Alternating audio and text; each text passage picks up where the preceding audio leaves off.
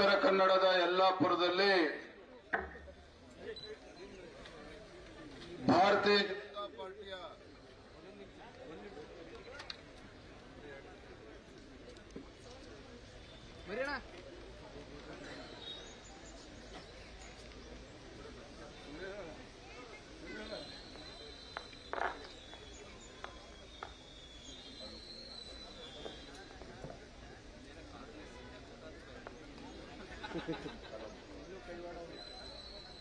Hello hello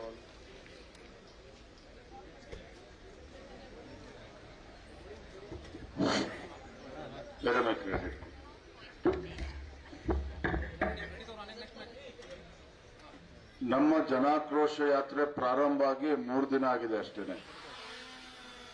ನಮ್ಮ ಜನಾಕ್ರೋಶ ಯಾತ್ರೆಯ ಪರಿಣಾಮ ಇದರ ಬಿಸಿ ಹ್ಯಾಕ್ ತಟ್ಟಿದೆ ಅಂತ ಹೇಳಿದ್ರೆ, ಈ ರಾಜ್ಯದ ಉಪಮುಖ್ಯಮಂತ್ರಿ ಡಿ.ಕೆ. ಶಿವಕುಮಾರ್ ಅವರು ನಿನ್ನೆ ಪತ್ರಿಕಾಗೋಷ್ಠಿ ನಡೆಸಿ ಕೇಂದ್ರ ಸರ್ಕಾರದ ವಿರುದ್ಧ 17ನೇ ತಾರೀಕು ಪ್ರತಿಭಟನೆ ಮಾಡ್ತೇವೆ ಅಂತೇಳಿ ಪತ್ರಿಕಾಗೋಷ್ಠಿಯಲ್ಲಿ ಹೇಳಿಕೆಯನ್ನು ನೀಡಿದ್ದಾರೆ. ಅಂದ್ರೆ ನಮ್ಮ ಹೋರಾಟದ ಬಿಸಿ ರಾಜ್ಯ ಸರ್ಕಾರಕ್ಕೆ ತಲುಪಿದೆ ಅನ್ನೋದಕ್ಕೆ ಇದೊಂದು ಉದಾಹರಣೆ ಅಷ್ಟೇ. ಆತ್ಮೀಯ ಕಾರ್ಯಕರ್ತ ಬಂಧುಗಳೇ,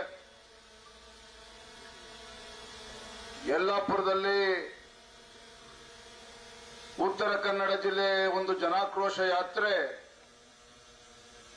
ಇಲ್ಲಿ ಬರ್ದಿರ್ತಕ್ಕಂಥ ನಮ್ಮ ಜನಸ್ತೋಮವನ್ನು ನೋಡಿದ್ರೆ ರಾಜ್ಯದಲ್ಲಿ ಕಾಂಗ್ರೆಸ್ ಸರ್ಕಾರದ ವಿರುದ್ಧ ಯಾವ ರೀತಿ ಜನಾಕ್ರೋಶ ಭರಿತರಾಗಿದ್ದಾರೆ ಅನ್ನೋದು ಸ್ಪಷ್ಟವಾಗಿ ಗೊತ್ತಾಗ್ತದೆ. ಈ ಒಂದು ವಿಶೇಷ ಸಂದರ್ಭದಲ್ಲಿ ವೇದಿಕೆ ಮೇಲೆ ಆಸೀನರಾಗಿರ್ತಕ್ಕಂಥ ಭಾರತೀಯ ಜನತಾ ಪಾರ್ಟಿಯ ನಿಕಟಪೂರ್ವ ಅಧ್ಯಕ್ಷರು, ಆತ್ಮೀಯರಾಗಿರ್ತಕ್ಕಂಥ ಸನ್ಮಾನ್ಯ ಶ್ರೀ ನಳಿನ್ ಕುಮಾರ್ ಕಟೀಲ್ ರವರೇ, ಜಿಲ್ಲೆಯ ಅಧ್ಯಕ್ಷ ಇರ್ತಕ್ಕಂಥ ಹೆಗಡೆಜಿ ಅವರೇ, ವೇದಿಕೆ ಮೇಲೆ ಆಸೀನರಾಗಿರ್ತಕ್ಕಂಥ ವಿಧಾನ ಪರಿಷತ್ ಸದಸ್ಯರು, ಆತ್ಮೀಯರಾಗಿರ್ತಕ್ಕಂಥ ರವಿಕುಮಾರ್ ಅವರೇ, ವೇದಿಕೆ ಮೇಲೆ ಆಸೀನರಾಗಿರ್ತಕ್ಕಂಥ ಎಲ್ಲ ನಮ್ಮ ಶಾಸಕ ಮಿತ್ರರೇ, ಮಾಜಿ ಶಾಸಕರೇ, ವಿಧಾನ ಪರಿಷತ್ ಸದಸ್ಯರೇ, ಮಂಡಲದ ಎಲ್ಲ ಅಧ್ಯಕ್ಷರೇ, ಜಿಲ್ಲೆಯ ಎಲ್ಲ ಪದಾಧಿಕಾರಿಗಳೇ, ವೇದಿಕೆ ಮುಂಭಾಗದಲ್ಲಿ ಆಸೀನರಾಗಿರ್ತಕ್ಕಂಥ ಎಲ್ಲ ಶ್ರದ್ಧೆಯ ಕಾರ್ಯಕರ್ತ ಬಂಧುಗಳೇ, ಪತ್ರಿಕಾ ಹಾಗೂ ಮಾಧ್ಯಮದ ಸ್ನೇಹಿತರೆ, ಭಾರತೀಯ ಜನತಾ ಪಾರ್ಟಿ ಎಲ್ಲ ನಮ್ಮ ಪಕ್ಷದ ಮುಖಂಡರು ಒಂದು 20 ದಿನದ ಹಿಂದೆ ಕೂತು ನಾವು ಚರ್ಚೆ ಮಾಡಿ ಈ ಸರ್ಕಾರದ ವಿರುದ್ಧ ಒಂದು ಯಾತ್ರೆನ ಕೈಗೊಳ್ಳಬೇಕು ಅಂತೇಳಿ ನಾವು ಚರ್ಚೆ ಮಾಡಿ ತೀರ್ಮಾನ ಮಾಡಿದ್ವಿ. ಅದರ ಪೂರ್ವದಲ್ಲಿ ಬೆಂಗಳೂರು ಮಹಾನಗರದಲ್ಲಿ ರಾಜ್ಯ ಸರ್ಕಾರದ ಬೆಲೆ ಏರಿಕೆ ವಿರುದ್ಧ ಅಹೋರಾತ್ರಿ ಧರಣಿಯನ್ನ ಬೆಂಗಳೂರಿನಲ್ಲಿ ಫ್ರೀಡಂ ಪಾರ್ಕ್ನಲ್ಲಿ ಮಾಡಿದ್ವಿ. ಸನ್ಮಾನ್ಯ ಬಿ.ಎಸ್. ಯಡಿಯೂರಪ್ಪ ರೈತ ನಾಯಕರು ಸಹ ಆ ಹೋರಾಟದಲ್ಲಿ ಭಾಗವಹಿಸಿದ್ರು. ರಾಜ್ಯದ ಎಲ್ಲ ಜಿಲ್ಲೆಗಳಿಂದ, ರಾಜ್ಯದ ಮೂಲೆ ಮೂಲೆಗಳಿಂದ ಉತ್ತರ ಕನ್ನಡವೂ ಸೇರಿದಂತೆ ಎಲ್ಲ ಜಿಲ್ಲೆಗಳಿಂದ ದೊಡ್ಡ ಸಂಖ್ಯೆಯಲ್ಲಿ ನಮ್ಮ ಕಾರ್ಯಕರ್ತರು, ಜನಪ್ರತಿನಿಧಿಗಳು ಎಲ್ಲರೂ ಕೂಡ ಭಾಗವಹಿಸಿದ್ರು. ಅಲ್ಲಿ ವಾತಾವರಣ ನೋಡಿದಾಗ ಗೊತ್ತಾಯ್ತು, ರಾಜ್ಯ ಸರ್ಕಾರ ಅಧಿಕಾರಕ್ಕೆ ಬಂದು 2 ವರ್ಷ ಇನ್ನೂ ಕೂಡ ಪೂರೈಸಿಲ್ಲ. ರಾಜ್ಯದಲ್ಲಿ ಯಾವ ರೀತಿ ವಾತಾವರಣ ನಿರ್ಮಾಣ ಆಗಿದೆ, ಕಾಂಗ್ರೆಸ್ ಸರ್ಕಾರದ ವಿರುದ್ಧ ಜನಾಭಿಪ್ರಾಯ ಏನಿದೆ ಅಂತಕ್ಕಂಥದ್ದು ಸ್ಪಷ್ಟವಾಗಿ ನಮಗೆ ಗೋಚರ ಆಯಿತು. ಇವತ್ತಿನ ಪತ್ರಿಕೆಯನ್ನ ತಾವು ನೋಡೋದಾದ್ರೆ, ಮತ್ತೆ ಗುತ್ತಿಗೆದಾರರ ಕಮಿಷನ್ ಬಾಂಬ್, ಹಣ ಬಿಡುಗಡೆಗೆ ಬೋಸರಾಜ್ ಪುತ್ರ ಹಸ್ತಕ್ಷೇಪ, ಅಂದ್ರೆ ಸಚಿವರ ಹೆಸರು, ಹಣ ಬಿಡುಗಡೆಗೆ ಬೋಸರಾಜ್ ಪುತ್ರ ಹಸ್ತಕ್ಷೇಪ, ಜಾರಕಿಹೊಳಿ ಕುಟುಂಬದಿಂದಲೂ ಕೂಡ ಹಸ್ತಕ್ಷೇಪ ಅಂತ ಹೇಳಿ ಮುಖಪುಟದಲ್ಲಿ ಇವತ್ತು ಉಲ್ಲೇಖ ಆಗಿದೆ. ಅದರ ಕೆಳಗಡೆ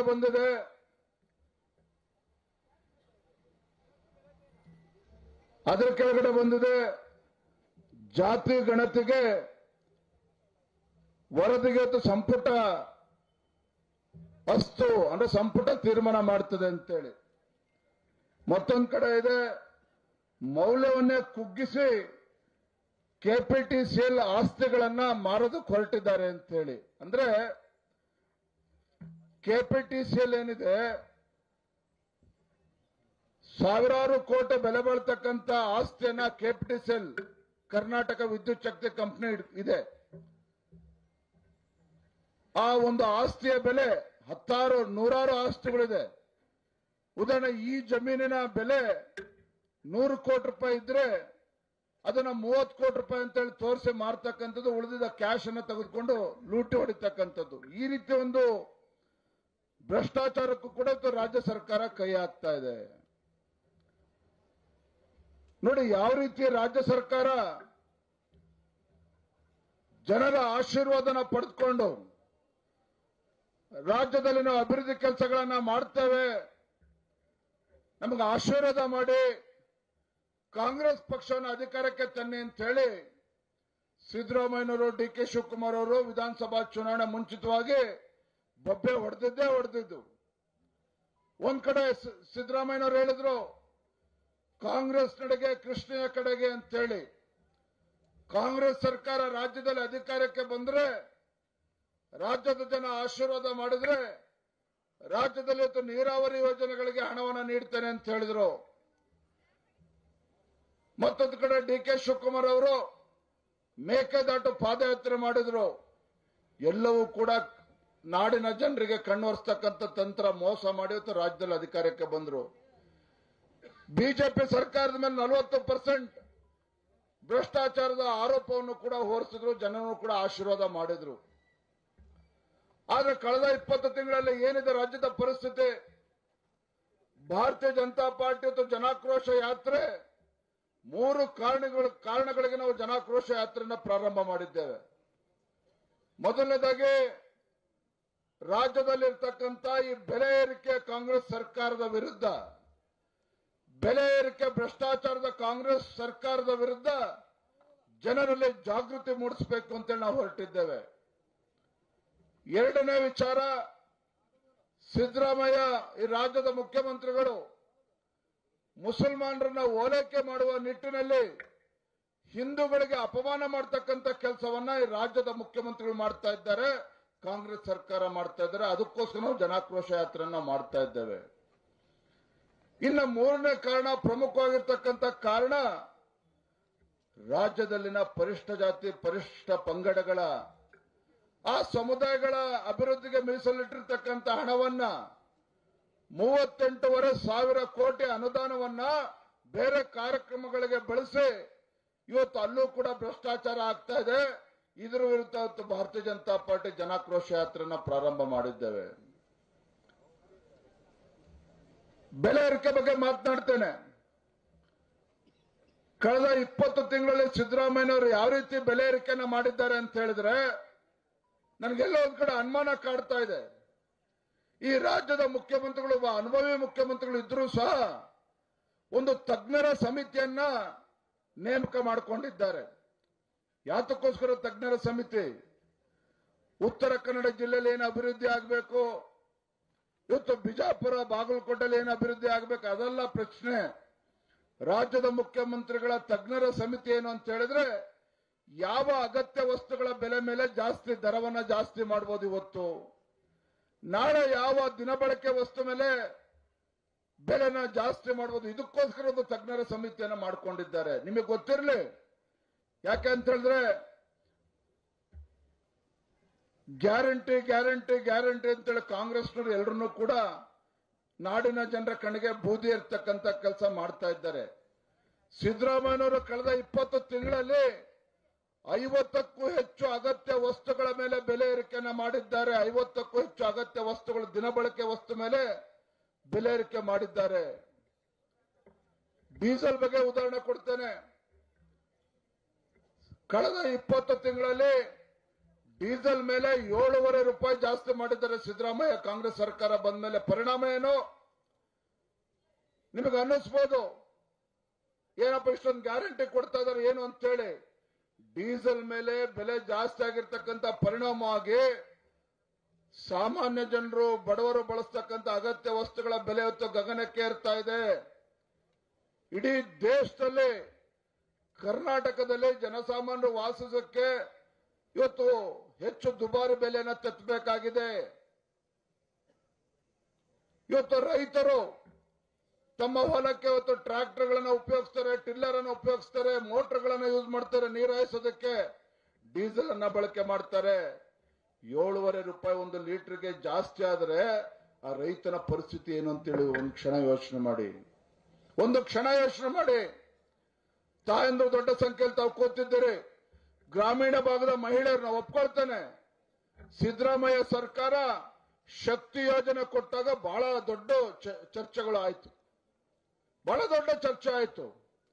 ಆದ್ರೆ ವಾಸ್ತವಿಕ ಸತ್ಯ ಏನು?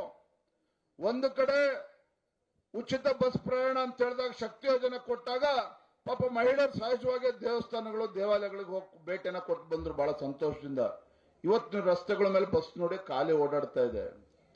ಆದ್ರೆ ಮತ್ತೊಂದು ಕಡೆ ಶಕ್ತಿ ಯೋಜನೆ ಕೊಟ್ಟು ಇವತ್ತು ರಾಜ್ಯದ KSRTC ಕಂಪನಿ, ಕರ್ನಾಟಕ ರಸ್ತೆ ಸಾರಿಗೆ ಕಂಪನಿ ಏನಿದೆ, ಮುಂಚೆ ಪ್ರಾಫಿಟ್ ಅಲ್ಲಿ ಓಡ್ತಾ ಇತ್ತು.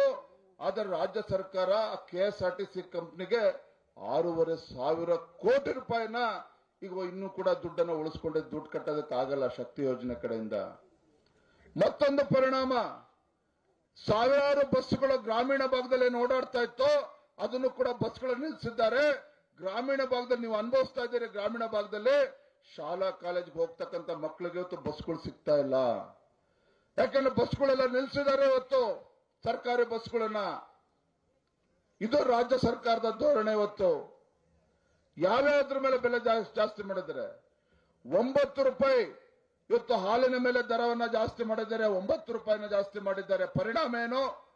ಪಾಪ ಬಡ ಜನರು ದಿನಕ್ಕೆ 1 ಲೀಟರ್ 2 ಲೀಟರ್ ಹಾಲು ತಗೊಂಡು ಬಂದು ಮಕ್ಕಳಿಗೆ ಪೌಷ್ಟಿಕ ಆಹಾರ ಕೊಡಬೇಕು ಅಂತ ಹೇಳಿದ್ರೆ ಆ ಬಡವನಿಗೆ ಒಂದು ದಿನಕ್ಕೆ 9 ರೂಪಾಯಿ ಜಾಸ್ತಿ ಆಯ್ತು ಅಂದ್ರೆ ಪರಿಣಾಮ ಏನು ಅಂತೇಳಿ ಒಂದು ಕ್ಷಣ ಯೋಚನೆ ಮಾಡಿ. ಅದ್ರ ಪರಿಣಾಮ ಏನು ಅಂತೇಳಿ ಯೋಚನೆ ಮಾಡಿ. ಅಂದ್ರೆ ಈ ಸರ್ಕಾರ, ರಾಜ್ಯದ ಕಾಂಗ್ರೆಸ್ ಸರ್ಕಾರ ಇವತ್ತು ಒಂದು ಕೈಲಿ ಕೊಡ್ತಕ್ಕಂಥದ್ದು ಮತ್ತೊಂದು ಕೈಲಿ ಕಿತ್ಕೊಳ್ತಕ್ಕಂಥ ಕೆಲಸ ಮಾಡ್ತಾ ಇದೆ. ಒಂದು ಕೈಲಿ ಕೊಡ್ತಕ್ಕಂಥದ್ದು ಮತ್ತೊಂದು ಕೈಲಿ ಕಿತ್ಕೊಳ್ತಕ್ಕಂಥ ಕೆಲಸ ಮಾಡ್ತಾ ಇದೆ. ಆ ಕಾರಣಕ್ಕನ್ನ ಹೇಳಿದ್ದು, ಈ ರಾಜ್ಯದಲ್ಲಿರ್ತಕ್ಕಂಥ ಕಾಂಗ್ರೆಸ್ ಸರ್ಕಾರ ನುಡಿದಂತೆ ನಡೀತಾ ಇರ್ತಕ್ಕಂಥ ಸರ್ಕಾರ ಅಲ್ಲ, ಎಡವಿ ಬಿದ್ದಿರ್ತಕ್ಕಂಥ ಕಾಂಗ್ರೆಸ್ ಸರ್ಕಾರ, ರಾಜ್ಯದ ಜನರಿಗೆ ಮೋಸ ಮಾಡ್ತಾ ಇರ್ತಕ್ಕಂಥ ಸರ್ಕಾರ. ಮೊನ್ನೆ ನೋಡಿದ್ರೆ ಬಜೆಟ್ ಅನ್ನ ಹೊಟ್ಟೆ ಉರಿತಾ ಇತ್ತು ನಮಗೆ ಸದನದಲ್ಲಿ ಕೂತಾಗ. ಯಾವ ರಾಜ್ಯದ ಮುಖ್ಯಮಂತ್ರಿಗಳು ಇವತ್ತು ಬಜೆಟ್ ಅನ್ನ ಮಂಡನೆ ಮಾಡ್ತಾ ಇರಬೇಕಾದ್ರೆ ಮುಸಲ್ಮಾನರ ಓಲೈಕೆ ಕಾಣ್ತಾ ಇತ್ತು. ಸಾವಿರಾರು ಕೋಟಿ ರೂಪಾಯಿನ. ಭಾರತೀಯ ಜನತಾ ಪಾರ್ಟಿ ಮುಸಲ್ಮಾನರ ವಿರೋಧಿಗಳಲ್ಲ, ಭಾರತೀಯ ಜನತಾ ಪಾರ್ಟಿ ಮುಸಲ್ಮಾನರ ವಿರೋಧಿಗಳಲ್ಲ. ಆದ್ರೆ ಯಾರು ದೇಶದ್ರೋಹಿಗಳಿದ್ದಾರೆ ಆ ದೇಶದ್ರೋಹಿಗಳನ್ನ ಭಾರತೀಯ ಜನತಾ ಪಾರ್ಟಿ ವಿರೋಧ ಮಾಡ್ತದೆ, ದೇಶದ್ರೋಹಿಗಳನ್ನ ವಿರೋಧ ಮಾಡ್ತದೆ. ವಿಧಾನಸೌಧದಲ್ಲಿ ಪಾಕಿಸ್ತಾನ್ ಜಿಂದಾಬಾದ್ ಅಂತ ಹೇಳಿದ್ರೆ ಅಂತ ದೇಶದ್ರೋಹಿಗಳಿಗೆ ಬಿರಿಯಾನಿ ತಿನ್ಸಿ ಮನೆ ಕಳಿಸ್ತಕ್ಕಂಥ ಕೆಲಸ ಈ ರಾಜ್ಯದ ಮುಖ್ಯಮಂತ್ರಿಗಳು ಮಾಡ್ತಾರೆ. ಮೊನ್ನೆ ಬಜೆಟ್ ಅನ್ನ ಮಂಡನೆ ಮಾಡಿದಾಗ ಹೊಟ್ಟೆ ಉರಿತಾ ಇತ್ತು. ಅಲ್ಲಿ ಮುಸಲ್ಮಾನರ ಹೆಣ್ಮಕ್ಳಿಗೆ ಆತ್ಮರಕ್ಷಣೆಗೋಸ್ಕರ 100 ಕೋಟಿ ರೂಪಾಯಿ ಕೊಡ್ತಾರಂತೆ ಸಿದ್ದರಾಮಯ್ಯನವರು. ನಾಚಿಕೆ ಆಗ್ಬೇಕಲ್ವಾ? ಇವತ್ತು ರಾಜ್ಯದಲ್ಲಿ ಇವತ್ತು 100 ಮಹಿಳೆಯರು ಇವತ್ತು ಬಾಲಿಕೆಯರು ಲವ್ ಜಿಹಾದ್ಗೆ ಬಲಿ ಆಗ್ತಾ ಇದ್ರೆ ಅದು ಹಿಂದೂ ಹೆಣ್ಮಕ್ಳು ಇವತ್ತು ಬಲಿ ಆಗ್ತಾ ಇರ್ತಕ್ಕಂಥದ್ದು ಮುಸಲ್ಮಾನರ ಹೆಣ್ಮಕ್ಳಲ್ಲ, ಮುಸಲ್ಮಾನರ ಹೆಣ್ಮಕ್ಳಲ್ಲ. ಮಾನ್ಯ ಮುಖ್ಯಮಂತ್ರಿಗಳೇ, ಇವತ್ತು ಆತ್ಮರಕ್ಷಣೆಗೆ ನೀವೇನಾದ್ರೂ ಹಣ ಇಡಬೇಕಾಗಿದ್ರೆ ಅದು ಹಿಂದೂ ಕುಟುಂಬಕ್ಕೆ, ಹಿಂದೂ ಹೆಣ್ಮಕ್ಳಿಗೆ ಇಡಬೇಕಾಗಿತ್ತು, ಮುಸಲ್ಮಾನರ ಹೆಣ್ಮಕ್ಳಿಗಲ್ಲ. ಇವತ್ತು ಮುಸಲ್ಮಾನರ ಹೆಣ್ಮಕ್ಳು, ಮುಸಲ್ಮಾನರು ಇವತ್ತು ಅವ್ರ ಮಕ್ಕಳುಗಳು ವಿದೇಶಕ್ಕೆ ವಿದ್ಯಾಭ್ಯಾಸಕ್ಕೆ ಹೋಗ್ತಾರೆ ಅಂತ ಹೇಳಿದ್ರೆ 20 ಲಕ್ಷ ರೂಪಾಯಿ ಇದ್ದದನ್ನ 30 ಲಕ್ಷ ರೂಪಾಯಿ ಏರಿಸಿದ್ದಾರೆ. ಯಾಕೆ? ಹಿಂದೂಗಳಲ್ಲಿ ಬಡವ್ರ ಮಕ್ಕಳು ಕಾಣ್ತಾ ಇಲ್ವಾ ಸಿದ್ದರಾಮಯ್ಯನವ್ರಿಗೆ? ಹಿಂದೂಗಳಲ್ಲಿ ಇವತ್ತು ಬಡವರು ಹೊರದೇಶಕ್ಕೆ ಹೋಗಿ ಉನ್ನತ ಶಿಕ್ಷಣ ಪಡೆದುಕೊಂಡು ಅವರ ಸ್ವಾಭಿಮಾನದ ಬದುಕನ್ನ ಬಾಳ್ಬಾರ್ದಾಗಾದ್ರೆ ಹಿಂದೂಲಿರ್ತಕ್ಕಂಥ ಮಕ್ಕಳು, ವಿದ್ಯಾರ್ಥಿನಿಯರು ಮುಸಲ್ಮಾನರೇ ಕಾಣ್ತಾ ಇದ್ದಾರೆ ಸಿದ್ದರಾಮಯ್ಯನವರೇ. ಮೌಲ್ಯಗಳಿಗೆ ಇವತ್ತು ಹಣವನ್ನ ಜಾಸ್ತಿ ಮಾಡಿದ್ದಾರೆ.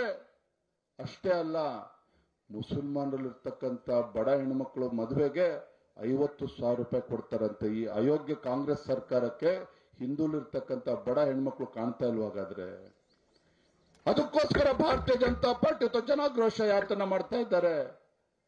ಬಂಧುಗಳ, ಭಾರತೀಯ ಜನತಾ ಪಾರ್ಟಿ ಇವತ್ತು ಮುಸಲ್ಮಾನರ ವಿರೋಧಿಗಳಲ್ಲ, ಆದ್ರೆ ದೇಶದ್ರೋಹಿಗಳನ್ನ ಬಿಡ್ತಕ್ಕಂಥ ಪ್ರಶ್ನೆ ಇಲ್ಲ. ಯಾವ ಭಾರತೀಯ ಜನತಾ ಪಾರ್ಟಿ ಹಿಂದೆ ಅದೇ ಕಾಶ್ಮೀರದಲ್ಲಿ ಉಗ್ರಗಾಮಿಗಳು ಸವಾಲನ್ನ ಹಾಕಿದ್ರು, ಬನ್ನಿ ತಾಕತ್ತಿದ್ರೆ ನಿನ್ನ ತಾಯಿಯ ಎದೆಹಾಲನ್ನ ಕುಡಿದಿದ್ರೆ ಕಾಶ್ಮೀರದ ಲಾಲ್ ಚೌಕಕ್ಕೆ ಬಂದು ಭಾರತದ ತ್ರಿವರ್ಣ ಧ್ವಜ ಹಾರಿಸಿ ನೋಡೋಣ ಅಂತ ಸವಾಲನ್ನ ಕಾಶ್ಮೀರದ ಉಗ್ರಗಾಮಿಗಳು ಹಾಕಿದ್ರು. ಭಾರತೀಯ ಜನತಾ ಪಾರ್ಟಿ ಹಿಂದೆ ಹೋಗ್ಲಿಲ್ಲ. ಆ ಉಗ್ರಗಾಮಿಗಳು ಒಡ್ಡಂತ ಸವಾಲನ್ನ ಸ್ವೀಕಾರ ಮಾಡಿ ಅಂದಿನ ಮುರಳಿ ಮನೋಹರ್ ಜೋಶಿಜಿ ಅವರ ನೇತೃತ್ವದಲ್ಲಿ ದೇಶದ ಮೂಲೆ ಮೂಲೆಗಳಿಂದ ನಮ್ಮ ಭಾರತೀಯ ಜನತಾ ಪಾರ್ಟಿಯ ಕಾರ್ಯಕರ್ತರು ಕರ್ನಾಟಕದಿಂದಲೂ ಸಹ ಯಡಿಯೂರಪ್ಪನವರ ನೇತೃತ್ವದಲ್ಲಿ ಕಾಶ್ಮೀರದ ಲಾಲ್ ಚೌಕಕ್ಕೆ ಹೋಗಿ ಭಾರತದ ತ್ರಿವರ್ಣ ಧ್ವಜ ಹಾರಿಸ್ತಕ್ಕಂಥ ಕೆಲಸ ಭಾರತೀಯ ಜನತಾ ಪಾರ್ಟಿ ಕಾರ್ಯಕರ್ತರು ಮಾಡಿದ್ದಾರೆ. ಇದು ಭಾರತೀಯ ಜನತಾ ಪಾರ್ಟಿಯ ಒಂದು ಧೋರಣೆ.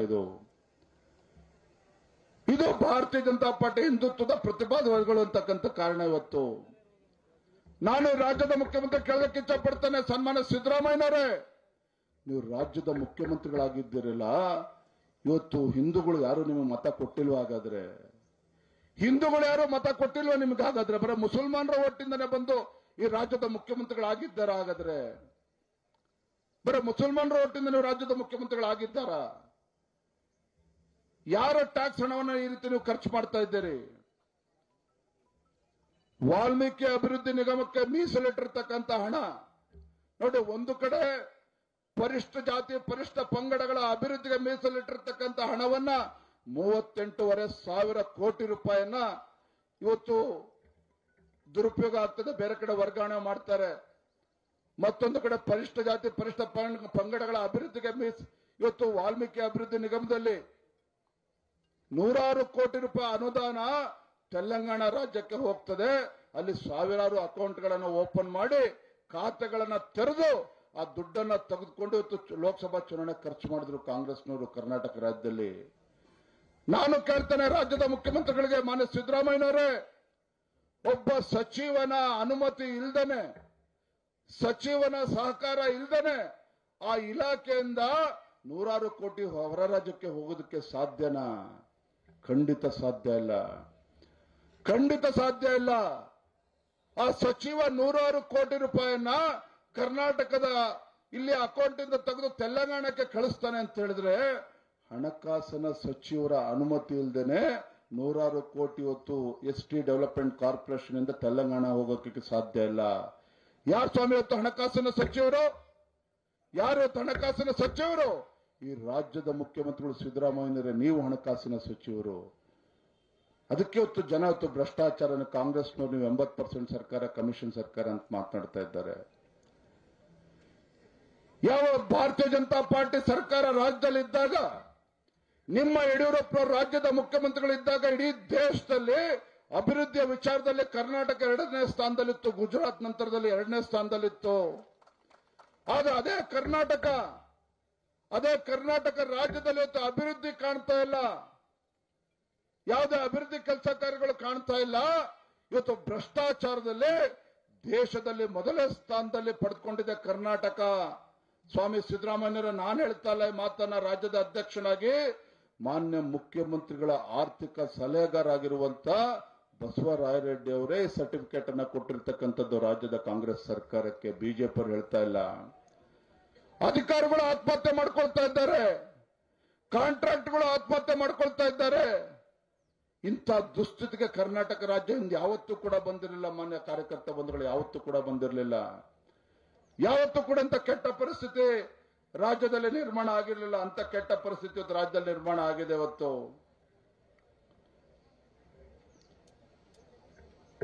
ನಾನು ತಮಗೆ ಕೇಳ್ತೇನೆ, ಇವತ್ತು ಪತ್ರಿಕಾ ಹಾಗೂ ಮಾಧ್ಯಮದ ಸ್ನೇಹಿತರು ಇದ್ದಾರೆ. ಕರ್ನಾಟಕ ರಾಜ್ಯದಲ್ಲಿ ಕಾಂಗ್ರೆಸ್ ಸರ್ಕಾರ ಬಂದು 2 ವರ್ಷ ಆಗ್ತಾ ಇದೆ. ಸ್ವಾಮಿ, ಎಷ್ಟು ಬಾರಿ ಮುಖ್ಯಮಂತ್ರಿಗಳು ಇವತ್ತು ಉತ್ತರ ಕನ್ನಡ ಜಿಲ್ಲೆಗೆ ಭೇಟಿಯನ್ನು ಕೊಟ್ಟಿದ್ದಾರೆ? ಎಷ್ಟು ಬಾರಿ ಇವತ್ತು ಯಲ್ಲಾಪುರಕ್ಕೆ ಬಂದಿದ್ದಾರೆ, ಕಾರವಾರಕ್ಕೆ ಬಂದಿದ್ದಾರೆ, ಬೇರೆ ಬೇರೆ ವಿಧಾನಸಭಾ ಕ್ಷೇತ್ರಗಳಿಗೆ ಬಂದಿದ್ದಾರೆ. ಯಾಕೆ ಉತ್ತರ ಕನ್ನಡ ಇವತ್ತು ಕರ್ನಾಟಕ ರಾಜ್ಯದ ಭೂಪಟದಲ್ಲಿ ಇಲ್ವಾ? ಕರ್ನಾಟಕ ರಾಜ್ಯದಲ್ಲಿ ಇಲ್ವಾ? ಹಾಗಾದ್ರೆ ಒಬ್ಬ ರಾಜ್ಯದ ಮುಖ್ಯಮಂತ್ರಿನೋ ಅಥವಾ ಕೇವಲ ಬೆಂಗಳೂರಿನ ಮುಖ್ಯಮಂತ್ರಿಗಳು ಅಂತ ಹೇಳಿ ರಾಜ್ಯದ ಜನ ಕೇಳ್ತಾ ಇದ್ದಾರೆ. ಮಂಗಳೂರಿಗೆ ಬರಲಿಲ್ಲ, ಉತ್ತರ ಕನ್ನಡಕ್ಕೂ ಬರಲಿಲ್ಲ, ಉಡುಪಿ ಜಿಲ್ಲೆಗೂ ಬರಲಿಲ್ಲ, ಶಿವಮೊಗ್ಗಕ್ಕೂ ಕೂಡ ಬರಲಿಲ್ಲ. ಯಾಕೆ? ಕಾಸಿಲ್ಲ ಸ್ವಾಮಿ ಅವರ ಹತ್ರ ಅಭಿವೃದ್ಧಿ ಕೆಲಸ ಮಾಡೋದಕ್ಕೆ. ಆಡಳಿತ ಪಕ್ಷದ ಶಾಸಕ ಹೇಳಿಕೆಯನ್ನ ಕೊಡ್ತಾನೆ. ರಾಜು ಕಾಗೆ ಒಬ್ಬ ಹಿರಿಯ ಶಾಸಕ, ನಾನೊಬ್ಬ ಶಾಸಕನಾಗಿ ಇವತ್ತು ಕಾಂಗ್ರೆಸ್ ಪಕ್ಷದಲ್ಲಿ ಶಾಸಕನಾದ್ಮೇಲೆ ನನ್ನ ಕ್ಷೇತ್ರದಲ್ಲಿ ತಲೆ ಎತ್ಕೊಂಡು ಓಡೋಕೆ ಆಗ್ತಾ ಇಲ್ಲ, ಆತ್ಮಹತ್ಯೆ ಮಾಡ್ಕೊಳ್ತಕ್ಕಂಥ ಪರಿಸ್ಥಿತಿ ನಿರ್ಮಾಣ ಆಗಿದೆ ಅಂತ ಹೇಳಿ ಕಾಂಗ್ರೆಸ್ ಪಕ್ಷದ ಶಾಸಕ ಬಹಿರಂಗವಾಗಿ ಹೇಳಿಕೆಯನ್ನು ನೀಡಿದ್ದಾರೆ. ಯಾಕೆ? ನಿಮ್ಮ ಉತ್ತರ ಕನ್ನಡ ಜಿಲ್ಲೆಯ ಆರ್.ವಿ. ದೇಶಪಾಂಡೆ ಅವರು ಕೂಡ ಹೇಳಿಕೆಯನ್ನು ಕೊಟ್ಟಿದ್ದಾರೆ, ಶಾಸಕನಾದ್ಮೇಲೆ ನನ್ನ ಕ್ಷೇತ್ರದ ಅಭಿವೃದ್ಧಿ ಕೆಲಸ ಮಾಡೋದಕ್ಕೆ ಆಗ್ತಾ ಇಲ್ಲ ಅಂತ ಹೇಳಿ. ಇದು ರಾಜ್ಯದ ವಾಸ್ತವಿಕ ಪರಿಸ್ಥಿತಿ. ಇವ್ರ ಯೋಗ್ಯತೆಗೆ ಹಿಂದೆ ಬಿಜೆಪಿ ಸರ್ಕಾರ ಇದ್ದಾಗ ಇವತ್ತು ಉಪ್ಪು ನೀರು ತಡೆಗೋಡೆಗಳನ್ನು ನಿರ್ಮಾಣ ಮಾಡಬೇಕು ಅಂತ ಹೇಳಿ ಪ್ರತಿ ವಿಧಾನಸಭಾ ಕ್ಷೇತ್ರಕ್ಕೂ ಕೂಡ 100 ಕೋಟಿ ರೂಪಾಯಿ ಕೊಟ್ಟಿದ್ರು. ಯಡಿಯೂರಪ್ಪನವರಿದ್ದಾಗ ಬಿಜೆಪಿ ಸರ್ಕಾರ ಇದ್ದಾಗ ಅದನ್ನು ಕೂಡ ತಡೆ ಹಿಡಿತಕ್ಕಂಥ ಕೆಲಸ ಮಾಡಿದ್ದಾರೆ. ಕುಮಟಾದ ನಮ್ಮ ದಿನಕರ್ ಶೆಟ್ಟರು ಬಂದಿಲ್ಲ, ಅಲ್ಲಿ ಯಾವ ಆಸ್ಪತ್ರೆ ನಮ್ಮ ಬಿಜೆಪಿ ಸರ್ಕಾರ ಇದ್ದಾಗ ಅನುಮತಿ ಸಿಕ್ಕಿತ್ತೋ ಅದನ್ನು ಕೂಡ ತಡೆ ಹಿಡಿತಕ್ಕಂಥ ಕೆಲಸ ಆಗಿದೆ. ಇವತ್ತೇನಾದ್ರೂ ಈ ಸ್ಥಳೀಯ ಕ್ಷೇತ್ರದ ಶಾಸಕರ ಬಗ್ಗೆ ಹೇಳ್ತಾನೆ, ಆ ಪುಣ್ಯಾತ್ಮ ಇವತ್ತೇನಾದ್ರು ಉದ್ಘಾಟನೆ ಮಾಡ್ತಿದ್ದಾನೆ ಅಂತ ಹೇಳಿದ್ರೆ ಬಿಜೆಪಿ ಸರ್ಕಾರ ಯಡಿಯೂರಪ್ಪರು ಕೊಟ್ಟಂತ ಅನುದಾನದಲ್ಲಿ ಇವತ್ತು ಕಾರ್ಯಕ್ರಮ ಉದ್ಘಾಟನೆ ಆಗ್ತಿದೆ ಹೊರತು ಅವ್ರು ಯಾವುದೋ ₹1 ತರೋದಕ್ಕೆ ಸಾಧ್ಯ ಇಲ್ಲ. ಈ ಸಂದರ್ಭದಲ್ಲಿ ವಿಶೇಷವಾಗಿ ನಮ್ಮ ಯಲ್ಲಾಪುರ ಕ್ಷೇತ್ರದ ನಮ್ಮ ಕಾರ್ಯಕರ್ತ ಒಂದು ಮಾತನ್ನು ಹೇಳೋದಕ್ಕೆ ಇಚ್ಛೆ ಪಡ್ತೇನೆ. ರಾಜ್ಯದ ಅಧ್ಯಕ್ಷನಾಗಿ ಮಾತನ್ನು ಹೇಳ್ತಾ ಇದ್ದೇನೆ. ಮುಂದಿನ ವಿಧಾನಸಭಾ ಚುನಾವಣೆ ಯಾವತ್ತೇ ಬರಲಿ, ಉತ್ತರ ಕನ್ನಡದ ಎಲ್ಲ 5 ಕ್ಷೇತ್ರಗಳು ಯಲ್ಲಾಪುರವು ಒಳಗೊಂಡಂತೆ 6 ಕ್ಷೇತ್ರಗಳು ಒಬ್ಬ ಸಾಮಾನ್ಯ ಕಾರ್ಯಕರ್ತನ ಬೇಕಾದ್ರೆ ಯಲ್ಲಾಪುರದಲ್ಲಿ ನಿಲ್ಲಿಸೋಣ. ನಮ್ಮ ಕಾರ್ಯಕರ್ತರಿಗೆ ಶಕ್ತಿ ಇದೆ. ಭಾರತೀಯ ಜನತಾ ಪಾರ್ಟಿ ಧ್ವಜವನ್ನು ಹಾರಿಸ್ತಕ್ಕಂಥ ಕೆಲಸ ಮಾಡೋಣ. ಈ ಯಲ್ಲಾಪುರ ಕ್ಷೇತ್ರದಲ್ಲಿ ಬಿಜೆಪಿ ಎಂಎಲ್ಎ ಗೆಲ್ಲಬೇಕು. ಅದ್ ಯಾಕೆ ಗೆಲ್ಲೋದಕ್ಕಾಗೋದಿಲ್ಲ, ನಾನೇ ಬಂದು ನಿಂತ್ಕೊಂಡು ನೋಡ್ತೇನೆ. ಈ ಕ್ಷೇತ್ರ ಬಿಜೆಪಿ ಗೆಲ್ಲಬೇಕು, ನಮ್ಮ ಕಾರ್ಯಕರ್ತ ಗೆಲ್ಲಬೇಕು. ಆ ನಿಟ್ಟಿನಲ್ಲಿ ನಾವೆಲ್ಲರೂ ಕೂಡ ಕೆಲಸ ಮಾಡೋಣ. ಯಾರಾದ್ರೂ ಸಾಮಾನ್ಯ ಜನರು ಬದುಕಕ್ಕೆ ಸಾಧ್ಯ ಇದೆ ಅಂತ ದುಷ್ಟ ಕಾಂಗ್ರೆಸ್ ಸರ್ಕಾರದಲ್ಲಿ ಯಾರು ಕೂಡ ಇವತ್ತು ತಲೆ ಎತ್ಕೊಂಡು ಓಡಾಡಕ್ ಆಗ್ತಾ ಇಲ್ಲ. ನಾನು ಕೂಡ ಮೊದಲ ಬಾರಿ ಶಾಸಕನಾಗಿ ಶಿಕಾರಿಪುರ ಕ್ಷೇತ್ರದಿಂದ ಗೆದ್ದು ಪೂಜ್ಯ ತಂದೆಯವರಿಗೊಂದು ರಾಜಕೀಯ ಜನ್ಮ ಕೊಟ್ಟಿರ್ತಕ್ಕಂಥ ಶಿಕಾರಿಪುರ ಕ್ಷೇತ್ರದಲ್ಲಿ ಶಾಸಕನಾಗಿದ್ದೇನೆ. ನಾನು ಕೂಡ ನನ್ನ ಕ್ಷೇತ್ರದ ಅಭಿವೃದ್ಧಿಗೆ ಅನುದಾನ ತರೋದಕ್ಕೆ ಸಾಧ್ಯ ಆಗ್ತಾ ಇಲ್ಲ. ರಾಜ್ಯದ ಯಾವುದೇ ಶಾಸಕರು ಅನುದಾನ ತರೋದಕ್ಕೆ ಸಾಧ್ಯ ಆಗ್ತಾ ಇಲ್ಲ. ಇಂಥ ಪರಿಸ್ಥಿತಿ ರಾಜ್ಯದಲ್ಲಿ ನಿರ್ಮಾಣ ಆಗಿದೆ. ಮತ್ತೊಂದು ಕಡೆ ದುರಹಂಕಾರದಿಂದ ನಡ್ಕೊಳ್ತಾರೆ, ಪೊಲೀಸರನ್ನು ಉಪಯೋಗಿಸಿಕೊಂಡು ಗುಂಡಾಗಿರಿ ಮಾಡ್ತಾ ಇದ್ದಾರೆ ಇವತ್ತು ಕರ್ನಾಟಕ ರಾಜ್ಯದಲ್ಲಿ. ಇದೇ ಮೊನ್ನೆ ಏನಾಯ್ತು ಉತ್ತರ ಕನ್ನಡದಲ್ಲಿ, ಪಾಪ ಹಿಂದೂ ಕಾರ್ಯಕರ್ತ ಏನನ್ಯಾಯ ಮಾಡಿದ್ದ ಶ್ರೀನಿವಾಸ್ ನಾಯಕ್ ಅವರು, ಅವನು ಆಟೋ ಓಡಿಸ್ಕೊಂಡು ಅವನದೇ ಒಂದು ಜೀವನನ ಸಾಗಿಸ್ತಾ ಇದ್ದಾನೆ. ಒಬ್ಬ ಕಟ್ಟ ಹಿಂದೂ ಕಾರ್ಯಕರ್ತ ಅವನು ಸುಮ್ಮನೆ ಕರ್ಕೊಬಂದು ಮಧ್ಯರಾತ್ರಿ ಕರ್ಕೊಬಂದು ಇವತ್ತು ದರ್ಬಾರ್ ಮಾಡಲಿಲ್ಲ ಪೊಲೀಸರು. ಹಾಗಾದ್ರೆ ಇವತ್ತು ದಕ್ಷಿಣ ಕನ್ನಡದಲ್ಲಿ ಕರಾವಳಿ ಭಾಗದಲ್ಲಿ ಇವತ್ತು ಯಲ್ಲಾಪುರದ ಸೋಮನಾಯಕ್ ಇರ್ಬೋದು, ಅದೇ ರೀತಿ ಅನಿಲ್ ಮುತ್ನಾಳ್ ಅವರು ಇರ್ಬೋದು, ಅದೇ ರೀತಿ ಉಡುಪಿ ಜಿಲ್ಲೆಯಲ್ಲೂ ಆಗ್ತಿದೆ, ಮಂಗಳೂರಿನಲ್ಲೂ ಕೂಡ ಆಗ್ತಾ ಇದೆ. ನಾನಿವತ್ತು ಪೊಲೀಸರಿಗೆ ಈ ವೇದಿಕೆ ಮೂಲಕ ಒಂದು ಹೇಳೋದಕ್ಕೆ ಇಚ್ಛೆ ಪಡ್ತೇನೆ. ಇವತ್ತೇನು ಕಾಂಗ್ರೆಸ್ನವರು ಇವತ್ತು ಅಧಿಕಾರ ದರ್ಬಾರ್ ನಡೆಸ್ತಾ ಇದ್ದಾರೆ, ಇದು ಶಾಶ್ವತ ಅಲ್ಲ. ಅಧಿಕಾರದ ಅಮಲಿನಲ್ಲಿ ಅಂತ ಹೇಳ್ತಾ ಇದ್ದಾರೆ ರಾಜ್ಯದಲ್ಲಿ ಇವತ್ತು ಕಾಂಗ್ರೆಸ್ ಸರ್ಕಾರ. ಇವರು ಅಧಿಕಾರದಲ್ಲಿ ಶಾಶ್ವತವಾಗಿರೋದಕ್ಕೆ ಸಾಧ್ಯ ಇಲ್ಲ. ಪೊಲೀಸರು ದಯವಿಟ್ಟು ಎಚ್ಚರಿಕೆಯಿಂದ ವರ್ತನೆ ಮಾಡಬೇಕು. ಕಾಂಗ್ರೆಸ್ ಇವತ್ತೇನಾಗಿದೆ ರಾಜ್ಯದಲ್ಲಿ ಅಂತ ಹೇಳಿದ್ರೆ, ಪೊಲೀಸ್ ಸ್ಟೇಷನ್ಗಳು ಎಲ್ಲವೂ ಕೂಡ ಇವತ್ತು ಕಾಂಗ್ರೆಸ್ ಕಚೇರಿ ಅಂತ ವರ್ತನೆ ಮಾಡ್ತಾ ಇದೆ. ನಾವು ಇದಕ್ಕೆ ಅವಕಾಶನ ಕೊಡಬಾರದು. ಇವತ್ತು ನಾ ಹೇಳ್ತಾನೆ, ಪೊಲೀಸರಿಗೆ ಇವತ್ತು ಈ ಲಜ್ಜೆಗೆಟ್ಟ ಕಾಂಗ್ರೆಸ್ ಸರ್ಕಾರ ಯಾವತ್ತೂ ಕೂಡ 1ನೇ ತಾರೀಕು ಬಂದ್ರೆ ಪೊಲೀಸ್ ಇಲಾಖೆಗೆ ಕೂಡ ಸಂಬಳ ಆಗ್ತದೆ. ಆದ್ರೆ ಇವತ್ತು 8ನೇ ತಾರೀಕಾದ್ರೂ ಕೂಡ ಸಂಬಳ ಆಗಿಲ್ಲ ಪೊಲೀಸ್ ಇಲಾಖೆಗೆ. 8ನೇ ತಾರೀಕಾದ್ರೂ ಕೂಡ ಸಂಬಳ ಆಗಿಲ್ಲ. ಅಂತ ಅಯೋಗ್ಯ ಕಾಂಗ್ರೆಸ್ ಸರ್ಕಾರದ ಮಾತನ್ನ ಕೇಳಿಕೊಂಡು ಹಿಂದೂ ಕಾರ್ಯಕರ್ತರ ಮೇಲೆ ಕೈ ಮಾಡ್ತಕ್ಕಂಥದ್ದನ್ನ ಬಿಡಬೇಕು ಪೊಲೀಸರು. ಇಲ್ಲ ಅಂತ ಹೇಳಿದ್ರೆ ನಮ್ಮ ಕಾರ್ಯಕರ್ತರ ಬಡಗಿ ಹಿಡ್ಕೊಂಡು ಪೊಲೀಸ್ ಸ್ಟೇಷನ್ ನುಗ್ತಕ್ಕಂಥ ಪರಿಸ್ಥಿತಿ ನಿರ್ಮಾಣ ಆಗ್ತದೆ. ಆಮೇಲೆ ನಮ್ಮ ಕಾರ್ಯಕರ್ತನ ದೂರಬೇಡಿ. ಯಲ್ಲಾಪುರದಲ್ಲಿ ಒಂದು ಪೊಲೀಸ್ ಸ್ಟೇಷನ್ ಇರ್ಬೋದು. ಇವತ್ತು ರಾಜ್ಯದಲ್ಲಿರ್ತಕ್ಕಂಥ ಯಾವುದೇ ಜೈಲುಗಳು ಸಾಕಾಗೋದಿಲ್ಲ. ಅಲ್ಲಿವರೆಗೂ ಕೂಡ ಕಾರ್ಯಕರ್ತರು ಬೀದಿಗಿಳಿದು ಹೋರಾಟಕ್ಕೆ ಇಳಿಬೇಕಾಗ್ತದೆ. ಅಂತ ದಿನಗಳು ಕೂಡ ದೂರ ಉಳಿದಿಲ್ಲ. ಅದಕ್ಕೆ ಎಚ್ಚರಿಕೆಯಿಂದ ವರ್ತನೆ ಮಾಡಬೇಕು.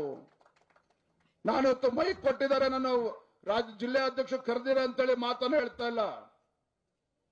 ಇವತ್ತು ರಾಜ್ಯದಲ್ಲಿ ಯಾವುದೇ ಹಿಂದೂ ಕಾರ್ಯಕರ್ತರಿಗೆ ಇವತ್ತು ಒಂದು ಕಡೆ ಹಿಂದೂಗಳಿಗೆ ಅಪಮಾನ ಮಾಡ್ತಾರೆ. ಇವತ್ತು ಸಾಮಾಜಿಕ ಜಾಲತಾಣದಲ್ಲಿ ಯಾರು ಒಂದು ಪೋಸ್ಟ್ ಮಾಡಿದ್ರು ಅಂತ ಹೇಳಿದ್ರೆ ಅವನ ಮೇಲೆ ಸುಳ್ಳು ಕೇಸ್ ಹಾಕ್ತಕ್ಕಂಥದ್ದು.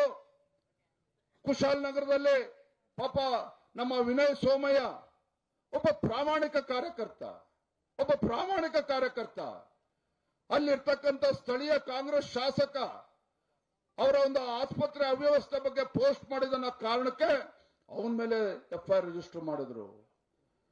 ರಾಜ್ಯದ ಅಧ್ಯಕ್ಷನಾಗಿ ನಮ್ಮೆಲ್ಲ ವಕೀಲರ ತಂಡ ಕೇಳಲು ಸ್ಟೇನ ತೆಗೆದುಕೊಂಡು ಬೇಲ್ ಆದ್ರೂ ಸಹ ಅವನ ಮನೆಗೆ ಪೊಲೀಸರು ಹೋಗಿ ದಬ್ಬಾಳಿಕೆ ಮಾಡೋದಕ್ಕೆ ಹೋಗ್ತಾರೆ ಸ್ಥಳೀಯ ಶಾಸಕರ ಒತ್ತಡದಿಂದ. ಪಾಪ ನಮ್ಮ ಕಾರ್ಯಕರ್ತ, ಪ್ರಾಮಾಣಿಕ ಕಾರ್ಯಕರ್ತ ಆತ್ಮಹತ್ಯೆ ಮಾಡ್ಕೊಂಡ. ಬಹುಶಃ ಹಿಂದೆಂದೂ ಕೂಡ ಇಂಥ ದುಷ್ಟ ಒಂದು ಹಿಂದೂ ವಿರೋಧಿ, ಜನ ವಿರೋಧಿ ಕಾಂಗ್ರೆಸ್ ಸರ್ಕಾರ ರಾಜ್ಯದಲ್ಲಿ ನೋಡೋಕ್ ಸಾಧ್ಯ ಇಲ್ಲ. ಏನ್ ಹೇಳ್ತಾರೆ ಅವರು? ನಮ್ಮ ತೆರಿಗೆ ನಮ್ಮ ಹಕ್ಕು ಅಂತೆ. ನಾಚಿಕೆ ಆಗ್ಬೇಕಿತ್ತು ಕಾಂಗ್ರೆಸ್ ಸರ್ಕಾರದವರಿಗೆ. ನಮ್ಮ ತೆರಿಗೆ ನಮ್ಮ ಹಕ್ಕು. ಯಾವಾಗ ರಾಜ್ಯದಲ್ಲಿ ಕಾಂಗ್ರೆಸ್ ಸರ್ಕಾರದ ವೈಫಲ್ಯಗಳನ್ನ ಎತ್ಕೊಂಡು ಭಾರತೀಯ ಜನತಾ ಪಾರ್ಟಿ ಇವತ್ತು ಹೋರಾಟಕ್ಕೆ ಇಳಿದ್ರೆ, ಭಾರತೀಯ ಜನತಾ ಪಾರ್ಟಿ ಕಾರ್ಯಕರ್ತರು ಹೋರಾಟಕ್ಕೆ ಇಳಿದ್ರೆ, ನರೇಂದ್ರ ಮೋದಿಜಿ ಮೇಲೆ, ಕೇಂದ್ರ ಸರ್ಕಾರದ ಮೇಲೆ ನಮ್ಮ ತೆರಿಗೆ ನಮ್ಮ ಹಕ್ಕು ಅಂತ ಹೇಳಿ ರಾಜ್ಯದ ಜನರನ್ನ ತಪ್ಪುದಾರಿಗೆ ತೆಗೆದುಕೊಂಡು ಹೋಗ್ತಕ್ಕಂಥ ಕೆಲಸ ಮಾಡ್ತಾರೆ. ಮಾನ್ಯ ಸಿದ್ದರಾಮಯ್ಯನವರೇ, ನಮ್ಮ ತೆರಿಗೆ ನಮ್ಮ ಹಕ್ಕು ಅಲ್ಲ. ರಾಜ್ಯದ ಜನ ಇವತ್ತು ಕಾಂಗ್ರೆಸ್ ಸರ್ಕಾರದ ಬಗ್ಗೆ ಬೇಸತ್ತಿದ್ದಾರೆ. ರಾಜ್ಯದ ಸಾಮಾನ್ಯ ಜನರು, ಬಡವರು, ರೈತರು ನಿಮ್ಮ ಸರ್ಕಾರದ ವಿರುದ್ಧ ಬೇಸತ್ತಿದ್ದಾರೆ. ನಿಮ್ಮ ಶಾಸಕರು, ನಿಮ್ಮ ಮಂತ್ರಿಗಳು ಬೀದಿಗೆ ಬಂದ್ರೆ ಬಡಗಿ ತಗೊಂಡು ಹೊಡಿತಕ್ಕಂಥ ಪರಿಸ್ಥಿತಿಗಾಗಲೇ ನಿಮ್ಮ ಸರ್ಕಾರದವರು ನೀವು ಮಾಡ್ಕೊಂಡಿದ್ದೀರಿ. ಅದಕ್ಕೋಸ್ಕರ ತೆರಿಗೆ ದಾಳಿಯನ್ನು ನೀವು ಪ್ರಾರಂಭ ಮಾಡಿದ್ದೀರಿ. ನೋಡಿ, ನೀವು ಒಂದು ಕ್ಷಣ ಯೋಚನೆ ಮಾಡಿ. ಹಿಂದೆ ಯಡಿಯೂರಪ್ಪನವರು ಬಿಜೆಪಿ ಸರ್ಕಾರ ಇದ್ದಾಗ ರೈತ ತನ್ನ ಪಂಪ್ಸೆಟ್ಗಳಿಗೆ ವಿದ್ಯುತ್ ಸಂಪರ್ಕ ತೆಗೆದುಕೊಳ್ಬೇಕು ಅಂತ ಹೇಳಿದ್ರೆ 25,000 ರೂಪಾಯಿ ಕಟ್ಟಿದ್ರೆ ಸಾಕಾಗ್ತಾ ಇತ್ತು. ಆದ್ರೆ ರೈತರ ಪರವಾಗಿರ್ತಕ್ಕಂಥ ಸರ್ಕಾರ ಅಂತೇಳಿ ಸಿದ್ದರಾಮಯ್ಯನವರು ಹೇಳ್ತಾರೆ, ಇವತ್ತು 2.5 ಇಂದ 3 ಲಕ್ಷ ರೂಪಾಯಿ ಕಟ್ಟಬೇಕು. 2.5 ಇಂದ 3 ಲಕ್ಷ ರೂಪಾಯಿ ಕಟ್ಟಬೇಕು. ಇದೊಬ್ಬ ರೈತ ಪರವಾಗಿರ್ತಕ್ಕಂಥ ರಾಜ್ಯದ ಮುಖ್ಯಮಂತ್ರಿಗಳು ಮಾಡೋದಕ್ಕೆ ಸಾಧ್ಯನಾ? ಹಾಗಾದ್ರೆ ರಾಜ್ಯದ ಮುಖ್ಯಮಂತ್ರಿಗಳು ಈ ರೀತಿ ನಡ್ಕೊಳ್ಳೋಕೆ ಸಾಧ್ಯನಾ? ಅಹಿಂದ ಅಂತ ಹೇಳ್ಕೊಂಡು ಹಿಂದ ಸಮುದಾಯಗಳನ್ನ ಮರ್ತಾ ಬಿಟ್ಟಿದ್ದಾರೆ. ಹಿಂದುಳಿದ ಸಮುದಾಯಗಳನ್ನ ಮರ್ತಾ ಬಿಟ್ಟಿದ್ದಾರೆ. ಇವತ್ತು ಮೀನುಗಾರರ ಬಗ್ಗೆ ಮಾತನಾಡ್ತಾ ಇಲ್ಲ, ಯಾವುದೇ ಯೋಜನೆಗಳು ಕೊಡ್ತಾ ಇಲ್ಲ. ರಾಜ್ಯದಲ್ಲಿರ್ತಕ್ಕಂಥ ನೇಕಾರರು, ಮಡಿವಾಳರು, ಹಡಪದ ಅಪ್ಪಣ್ಣ ಸಮಾಜ, ಸವಿತಾ ಸಮಾಜ, ಯಾವುದೇ ಹಿಂದುಳಿದ ಸಮುದಾಯಗಳ ಬಗ್ಗೆ ಚಿಂತನೆ ಇಲ್ಲ. ರಾಜ್ಯದ ಮುಖ್ಯಮಂತ್ರಿಗಳೇ ಕೇವಲ ಮುಸಲ್ಮಾನರಿಂದ ಓಡ್ತಾ ಇದ್ದಾರೆ, ಅಲ್ಪಸಂಖ್ಯಾತರಿಂದ ಓಡ್ತಾ ಇದ್ದಾರೆ. ಇಂಥ ಧೋರಣೆ, ಒಂದು ಕಡೆ ರಾಜ್ಯದಲ್ಲಿ ಅಭಿವೃದ್ಧಿ ಇಲ್ಲ, ಮತ್ತೊಂದು ಕಡೆ ಭ್ರಷ್ಟಾಚಾರ, ಮತ್ತೊಂದು ಕಡೆ ಹಿಂದೂಗಳಿಗೆ ಅಪಮಾನ ಮಾಡ್ತಕ್ಕಂಥದ್ದು. ಇಂಥ ದರಿದ್ರ ಕಾಂಗ್ರೆಸ್ ಸರ್ಕಾರವನ್ನ ಕಿತ್ತೊಗೆತಕ್ಕಂಥ ಕೆಲಸ ಭಾರತೀಯ ಜನತಾ ಪಾರ್ಟಿ ನಾವು ಮಾಡಬೇಕಾಗಿದೆ. ಆ ಕಾರಣಕ್ಕೋಸ್ಕರ ಇವತ್ತು ಜನಾಕ್ರೋಶ ಯಾತ್ರೆ ನಾವು ಮಾಡ್ತಾ ಇದ್ದೇವೆ. ಆತ್ಮೀಯ ಕಾರ್ಯಕರ್ತ ಬಂಧುಗಳೇ, ಆ ಕಾರಣಕ್ಕೋಸ್ಕರ ಜನಾಕ್ರೋಶ ಯಾತ್ರೆ ನಾವು ಮಾಡ್ತಾ ಇದ್ದೇವೆ. ನಾನು ಎಲ್ಲ ನಮ್ಮ ಉತ್ತರ ಕನ್ನಡದ ನಮ್ಮ ಎಲ್ಲ ಕಾರ್ಯಕರ್ತರಿಗೊಂದು ಭರವಸೆನ ಕೊಡ್ತೇನೆ. ಇವತ್ತು ನಾನು ರಾಜ್ಯದ ಅಧ್ಯಕ್ಷನಾಗಿ ಮೊದಲ ಬಾರಿ ಇವತ್ತು ಕ್ಷೇತ್ರಕ್ಕೆ ಬಂದಿದ್ದೇನೆ. ನಾನು ತುಂಬಾ ಸಂತೋಷ ಆಯ್ತು. ನೀವು ಯಾವ ಉತ್ಸಾಹದಲ್ಲಿ ಇವತ್ತು ಈ ಜನಾಕ್ರೋಶ ಯಾತ್ರೆ ನೀವು ಭಾಗವಹಿಸಿದ್ದೀರಿ ಅಂತ ಹೇಳಿದ್ರೆ, ನಿಮ್ಮ ಜಯಘೋಷಗಳನ್ನ ಕೇಳಿದಾಗ, ನಮ್ಮ ತಾಯಂದಿರು ಯುವಕರ ಜಯಘೋಷಗಳನ್ನ ಕೇಳಿದಾಗ ಎಲ್ಲೋ ಭಾರತೀಯ ಜನತಾ ಪಾರ್ಟಿ ಸರ್ಕಾರ ರಾಜ್ಯದಲ್ಲಿ ಬಂದಿದೆಯೇನಪ್ಪ, ಅಷ್ಟು ಉತ್ಸಾಹದಲ್ಲಿ ನೀವೆಲ್ಲರೂ ಕೂಡ ನೋಡಿದ್ದೇನೆ. ನಿಮ್ಮ ಮುಖದಲ್ಲಿ ಉತ್ಸಾಹವನ್ನು ನೋಡಿದ್ದೇನೆ. ಒಂದು ಭರವಸೆನ ಕೊಡ್ತೇನೆ. ಕೇಂದ್ರದಲ್ಲಿ ನರೇಂದ್ರ ಮೋದಿಜಿ ಅಂತಕ್ಕಂಥ ಒಂದು ದಿಟ್ಟ ನಾಯಕತ್ವ ಸಿಕ್ಕಾಗ, ಈ ದೇಶದ ಹೆಮ್ಮೆಯ ಪ್ರಧಾನಮಂತ್ರಿ ನರೇಂದ್ರ ಮೋದಿಜಿ ಅವರು ಮೊನ್ನೆ ದಿನ ಮಂಗಳೂರಲ್ಲಿ ಒಬ್ರು ಪ್ರಶ್ನೆ ಕೇಳಿದ್ರು ಪತ್ರಕರ್ತರು, ಏನ್ ಸ್ವಾಮಿ ನೀವು ಬಿಜೆಪಿಯವರು ವ್ಯಕ್ತಿ ಪೂಜೆ ಮಾಡೋದಿಲ್ಲ, ಆದ್ರೆ ನರೇಂದ್ರ ಮೋದಿಜಿಯಿಂದ ಯಾಕೆ ಹೊರಟಿದ್ದೀರಿ ಅಂತ ಪತ್ರಕರ್ತರು ಪ್ರಶ್ನೆ ಮಾಡಿದ್ರು. ಅವ್ರು ಉತ್ತರ ಕೊಟ್ಟೆ, ನೀವು ತಪ್ಪು ತಿಳ್ಕೊಂಡಿದ್ದೀರಿ. ನರೇಂದ್ರ ಮೋದಿಜಿ ಒಂದು ವ್ಯಕ್ತಿ ಅಲ್ಲ, ಅದೊಂದು ಶಕ್ತಿ. ನರೇಂದ್ರ ಮೋದಿಜಿ ಅಂತಕ್ಕಂಥದ್ದು ವ್ಯಕ್ತಿ ಅಲ್ಲ, ಅದೊಂದು ಶಕ್ತಿ. ಯಾವಾಗ ಹಿಂದೆ ಮನಮೋಹನ್ ಸಿಂಗ್ ಅಂತನೂ ಈ ದೇಶದ ಪ್ರಧಾನಮಂತ್ರಿಗಳಿದ್ದಾಗ ಈ ದೇಶದ ಪ್ರಧಾನಮಂತ್ರಿ ಅಮೆರಿಕ ಹೋಗ್ಲಿ ಹೊರದೇಶಕ್ಕೆ ಹೋಗ್ಲಿ ಭಿಕ್ಷಾ ಪಾತ್ರನ ತೆಗೆದುಕೊಂಡು ಹೋಗ್ತಾ ಇದ್ರು. ಮನಮೋಹನ್ ಸಿಂಗ್ ಅವರು ಅಮೆರಿಕ ಬೇರೆ ಬೇರೆ ದೇಶಕ್ಕೆ ಹೋದ್ರೆ ಯಾವತ್ ಅಮೆರಿಕಾಗ ಹೋದ್ರು ಯಾವತ್ ಬಂದ್ರು ಅಲ್ಲಿರ್ತಕ್ಕಂಥ ಪತ್ರಿಕೆಯಲ್ಲೂ ಬರೀತಿರ್ಲಿಲ್ಲ, ನಮ್ಮ ದೇಶದ ಪತ್ರಿಕೆಯಲ್ಲೂ ಕೂಡ ಬರೀತಾ ಇರಲಿಲ್ಲ. ಆದ್ರೆ ಇವತ್ತು ನನ್ನ ದೇಶದ ಹೆಮ್ಮೆಯ ಪ್ರಧಾನಮಂತ್ರಿ ನರೇಂದ್ರ ಮೋದಿಜಿಯವರು ಅಮೆರಿಕ ಹೋದ್ರೆ ರತ್ನ ಗಂಬಳಿ ಹಾಕಿ ನಮ್ಮ ಪ್ರಧಾನಮಂತ್ರಿಯನ್ನ ಸ್ವಾಗತ ಮಾಡ್ತಾರೆ, ರತ್ನ ಗಂಬಳಿಯಿಂದ ಸ್ವಾಗತ ಮಾಡ್ತಾರೆ. ಅರಬ್ ದೇಶಗಳು ಸೇರಿದಂತೆ ಜಗತ್ತಿನ ಅನೇಕ ರಾಷ್ಟ್ರಗಳು ನಮ್ಮ ಪ್ರಧಾನಮಂತ್ರಿ ನರೇಂದ್ರ ಮೋದಿಜಿ ಅವರಿಗೆ ಉನ್ನತ ನಾಗರಿಕ ಸನ್ಮಾನವನ್ನ ಪ್ರಶಸ್ತಿಗಳನ್ನು ನೀಡಿದ್ದಾರೆ. ಇದು ನರೇಂದ್ರ ಮೋದಿಜಿಯವರು. ಯಾವ ಭಾರತ ಜಗತ್ತಿನ ಆರ್ಥಿಕ ಶಕ್ತಿ ಅಂತೇಳಿ ಯಾರೂ ಕೂಡ ಪರಿಗಣಿಸಿರಲಿಲ್ಲ. 12ನೇ ಸ್ಥಾನದಲ್ಲಿತ್ತು ಭಾರತ 2014ರ ಮುಂಚಿತವಾಗಿ. ಅದೇ ಭಾರತ ಇವತ್ತು ಜಗತ್ತಿನಲ್ಲಿ 5ನೇ ದೊಡ್ಡ ಒಂದು ಆರ್ಥಿಕ ಶಕ್ತಿಯಾಗಿ ಹೊರಹೊಮ್ಮಿದೆ ಅಂತ ಹೇಳಿದ್ರೆ ಅದಕ್ಕೆ ಕಾರಣ ನರೇಂದ್ರ ಮೋದಿಜಿ ಅಂತಕ್ಕಂಥ ಶಕ್ತಿ, ನರೇಂದ್ರ ಮೋದಿಜಿ ಅಂತಕ್ಕಂಥ ಶಕ್ತಿ. ಹಾಗಾಗಿ ಕಾರ್ಯಕರ್ತ ಬಂಧುಗಳೇ, ನರೇಂದ್ರ ಮೋದಿಜಿ ಅಂತಕ್ಕಂಥ ಪುಣ್ಯಾತ್ಮ ದೇಶದ ಪ್ರಧಾನಮಂತ್ರಿ ಇದ್ದಾಗ ನಾವು ಭಾರತೀಯ ಜನತಾ ಪಾರ್ಟಿಯ ಕಾರ್ಯಕರ್ತರು ಅಂತ ಹೇಳ್ಕೊಳ್ಳೋದಕ್ಕೆ ನಮ್ಗೆ ಹೆಮ್ಮೆ ಅನ್ನಿಸ್ತದೆ. ನನಗೆ ಗೊತ್ತಿದೆ, ವೇದಿಕೆ ಮೇಲೆ ವೇದಿಕೆ ಮುಂಭಾಗದಲ್ಲಿ ಕೂತಿರ್ತಕ್ಕಂಥ ಅನೇಕ ನಮ್ಮ ಸಾವಿರಾರು ಕಾರ್ಯಕರ್ತರು, ನಮ್ಮ ಕಾರ್ಯಕರ್ತರು ರಾಜ್ಯದಲ್ಲಿ ಲಕ್ಷಾಂತರ ಕಾರ್ಯಕರ್ತರು. ನಾವು ಯಾರೂ ಕೂಡ ಯಾವುದೇ ಸ್ಥಾನಮಾನವನ್ನ ಬಯಸಿಲ್ಲ. ಭಾರತೀಯ ಜನತಾ ಪಾರ್ಟಿಯಿಂದ ಯಾರನ್ನೇ MLA ಕ್ಯಾಂಡಿಡೇಟ್ ಮಾಡಲಿ, MP ಕ್ಯಾಂಡಿಡೇಟ್ ಮಾಡಲಿ, ಪುರಸಭೆ ಕ್ಯಾಂಡಿಡೇಟ್ ಮಾಡಲಿ, ಕಾರ್ಪೊರೇಷನ್ ಕ್ಯಾಂಡಿಡೇಟ್ ಮಾಡಲಿ, ಯಾರನ್ನೇ ಅಭ್ಯರ್ಥಿ ಅಂತ ಮಾಡಿದ್ರು ಸಹ ನಮ್ಮ ಭಾರತೀಯ ಜನತಾ ಪಾರ್ಟಿಯ ಕಾರ್ಯಕರ್ತ ನಮ್ಮ ಬಿಜೆಪಿ ಅಭ್ಯರ್ಥಿ ಅಂತೇಳಿ ಜಾತಿ ಮತ ಧರ್ಮ ಎಲ್ಲವನ್ನೂ ಮರೆತು ತನು ಮನ ಧನ ಎಲ್ಲವನ್ನೂ ಅರ್ಪಿಸಿತು ಭಾರತೀಯ ಜನತಾ ಪಾರ್ಟಿಯನ್ನು ಬಲಪಡಿಸ್ತಕ್ಕಂಥ ದೇವದುರ್ಲಭವಾಗಿರ್ತಕ್ಕಂಥ ಕಾರ್ಯಕರ್ತರು ತಾವೆಲ್ಲರೂ ಕೂಡ ಕೂತಿದ್ದೀರಿ. ಈ ಸಂದರ್ಭದಲ್ಲಿ ಒಂದು ಮಾತನ್ನು ಹೇಳಿ ನಾನು ಮಾತನ್ನು ಮುಗಿಸ್ತೇನೆ. ನಾನಿವತ್ತು ಯಡಿಯೂರಪ್ಪನವ್ರ ಮಗ ಅಂತ ಹೇಳೋದಕ್ಕೆ ಹೆಮ್ಮೆ ಅನ್ನಿಸ್ತದೆ, ಮಾಜಿ ಮುಖ್ಯಮಂತ್ರಿ ಮಗ ಅಂತ ಹೇಳೋದಕ್ಕೆ ನನಗೆ ಹೆಮ್ಮೆ ಅನ್ನಿಸ್ತದೆ. ಅದಕ್ಕಿಂತ ಮಿಗಿಲಾಗಿ ಭಾರತೀಯ ಜನತಾ ಪಾರ್ಟಿಯ ಕಾರ್ಯಕರ್ತ ಅಂತ ಹೇಳೋದಕ್ಕೆ ಇನ್ನೂ ಕೂಡ ನನಗೆ ಸಂತೋಷ ಆಗ್ತದೆ. ನಾನು ಕೂಡ ಶಪಥ ಮಾಡಿದ್ದೇನೆ ಆತ್ಮೀಯ ಕಾರ್ಯಕರ್ತ ಬಂಧುಗಳೇ, ಮುಂದಿನ ದಿನಗಳಲ್ಲಿ ಯಾವತ್ತೇ ವಿಧಾನಸಭಾ ಚುನಾವಣೆ ನಡೀಲಿ, ಕರ್ನಾಟಕ ರಾಜ್ಯದಲ್ಲಿ ಭಾರತೀಯ ಜನತಾ ಪಾರ್ಟಿ ಸ್ಪಷ್ಟ ಬಹುಮತದೊಂದಿಗೆ ರಾಜ್ಯದಲ್ಲಿ ಅಧಿಕಾರಕ್ಕೆ ಬರಬೇಕು. ಭಾರತೀಯ ಜನತಾ ಪಾರ್ಟಿಯ ಪ್ರತಿಯೊಬ್ಬ ಕಾರ್ಯಕರ್ತ ಸ್ವಾಭಿಮಾನದಿಂದ ತಲೆ ಎತ್ಕೊಂಡು ಓಡಾಡಬೇಕು ಅಂತ ಒಳ್ಳೆ ದಿನಗಳು, ಶುಭ ದಿನಗಳು ಬರ್ತದೆ. ಅದಕ್ಕೆ ನಿಮ್ಮೆಲ್ಲ ಸಹಕಾರ ಬೇಕಾಗ್ತದೆ. ಆ ನಿಟ್ಟಿನಲ್ಲೂ ಕೂಡ ಬಂದಿದ್ದೇನೆ. ರಾಜ್ಯದ ಜನ ಶಾಪ ಆಗ್ತಾ ಇದ್ದಾರೆ ಕಾಂಗ್ರೆಸ್ ಸರ್ಕಾರದ ವಿರುದ್ಧ. ಇಂಥ ಕಾಂಗ್ರೆಸ್ ಸರ್ಕಾರವನ್ನ ಕಿತ್ತೊಗಿತಕ್ಕಂಥ ಪುಣ್ಯದ ಕೆಲಸ ನಮ್ಮೆಲ್ಲ ಭಾರತೀಯ ಜನತಾ ಪಾರ್ಟಿಯ ಕಾರ್ಯಕರ್ತರು ಮಾಡಬೇಕಾಗಿದೆ. ಕುಂತಲ್ಲಿ ನಿಂತಲ್ಲಿ ರಾಜ್ಯ ಸರ್ಕಾರದ ಬಂಡವಾಳನ ಬಯಲು ಮಾಡಬೇಕಾಗಿದೆ. ಪಳ್ಳು ಭರವಸೆಗಳನ್ನ ಕೊಟ್ಟು ಗ್ಯಾರಂಟಿಗಳನ್ನ ನೆಪ ಮಾಡಿಕೊಂಡು ಯಾವ ರೀತಿ ನಾಡಿನ ಜನರ ಕೊಳ್ಳೆ ಹೊಡಿತಾ ಇದೆ, ಲೂಟಿ ಹೊಡಿತಾ ಇದೆ ಅನ್ನೋದನ್ನು ಕೂಡ ಗ್ರಾಮೀಣ ಭಾಗದಲ್ಲಿ ವಿಶೇಷವಾಗಿ ಮತದಾರರಿಗೆ ನೆನಪು ಮಾಡಿಕೊಡ್ತಕ್ಕಂಥ ಕೆಲಸ ಮಾಡಬೇಕಾಗಿದೆ. ಇಂಥ ದರಿದ್ರ ಸರ್ಕಾರನ ಕಿತ್ತೋಗಬೇಕು. ಆ ನಿಟ್ಟಿನಲ್ಲಿ ಇವತ್ತು ಜನಾಕ್ರೋಶ ಯಾತ್ರೆ ಮಾಡ್ತಾ ಇದೆ ಬಂಧುಗಳೇ. ಹಾಗಾಗಿ ತುಂಬಾ ಸಂತೋಷ ಆಗಿದೆ. ಬಹಳ ದಿನಗಳ ನಂತರ ನಾನು ನಮ್ಮ ಹಿಂದಿನ ಅಧ್ಯಕ್ಷ ಆಗಿರ್ತಕ್ಕಂಥ ನಳಿನ್ ಕುಮಾರ್ ಕಟೀಲ್ ಅವರು, ನಮ್ಮ ಕೋಟಾ ಶ್ರೀನಿವಾಸ್ ಪೂಜಾರಿ ಅವರು, ನಮ್ಮ ಹರೀಶ್ ಪೂಂಜಾ ಅವರು ಶಾಸಕರು ಬಂದಿದ್ದಾರೆ, ತಮ್ಮೇಶ್ ಗೌಡರು, ಶರಣು ತಳ್ಳಿಕೆರು ಕೂಡ ಬಂದಿದ್ದಾರೆ. ರಾಜ್ಯದ ಮೂಲೆ ಮೂಲೆಗಳಿಂದ ಇವತ್ತು ನಮ್ಮ ಕಾರ್ಯಕರ್ತರು ಇವತ್ತು ನಮ್ಮ ಉತ್ತರ ಕನ್ನಡದಲ್ಲಿ ಇವತ್ತು ಯಾವ ರೀತಿ ಕಾರ್ಯಕ್ರಮ ಆಗುತ್ತೆ ಅಂತ ಹೇಳಿ ಅವರು ಕೂಡ ಉತ್ಸಾಹದಿಂದ ಬಂದಿದ್ದಾರೆ. ತುಂಬಾ ಸಂತೋಷ ಆಯ್ತು. ನಮ್ಮ ಜಿಲ್ಲೆಯ ಅಧ್ಯಕ್ಷರು, ಎಲ್ಲ ನಮ್ಮ ಶಾಸಕರು, ಮಾಜಿ ಶಾಸಕರು ಎಲ್ಲರೂ ಕೂಡ ಪಾಪ ಕಳೆದ ಒಂದು ವಾರದಿಂದ ಪ್ರಯತ್ನ ಮಾಡಿ ಇಷ್ಟೊಂದು ಭವ್ಯವಾಗಿರ್ತಕ್ಕಂಥ ಕಾರ್ಯಕ್ರಮವನ್ನ, ಹೋರಾಟವನ್ನು ತಾವೆಲ್ಲರೂ ಕೂಡ ಆಯೋಜನೆ ಮಾಡಿದ್ದೀರಿ. ಸಹಕಾರ ಕೊಟ್ಟಿರ್ತಕ್ಕಂಥ ಎಲ್ಲ ನಮ್ಮ ಶ್ರದ್ಧೆ ತಾಯಿಂದರಿಗೆ ಸಂದರ್ಭದಲ್ಲಿ ವಂದನೆಯನ್ನು ಸಲ್ಲಿಸ್ತಾ, ವೇದಿಕೆ ಮುಂಭಾಗದಲ್ಲಿರ್ತಕ್ಕಂಥ ಎಲ್ಲ ಹಿರಿಯರಿಗೆ, ಕಿರಿಯರಿಗೆ ಎಲ್ಲರೂ ಕೂಡ ವಂದಿಸಿ, ವಿಶೇಷ ನಮ್ಮ ಪತ್ರಿಕಾ ಹಾಗೂ ಮಾಧ್ಯಮದ ಸ್ನೇಹಿತರು ಕೂಡ ವಂದಿಸಿ ನನ್ನ ಮಾತನ್ನು ಮುಗಿಸ್ತೇನೆ. ಬಲೋ ಭಾರತ್ ಮಾತಾ ಕಿ, ಬಲೋ ಭಾರತ್ ಮಾತಾ ಕಿ. ಭಾರತೀಯ ಜನತಾ ಪಕ್ಷಕ್ಕೆ, ಬಿಜೆಪಿಯ ಜನಪರ ಹೋರಾಟಕ್ಕೆ ಜೈ ಶ್ರೀರಾಮ್, ಜೈ ಶ್ರೀರಾಮ್. ನಮಸ್ಕಾರ. ಸ್ಥಳೀಯ ಶಾಸಕರ ಬಗ್ಗೆ ತಲೆ ಕೆಡಿಸ್ಕೊಬೇಡಿ, ನೀವು ತಡವಾಗಿ ಬಂದ್ರೆ ಕಾಣ್ತದೆ.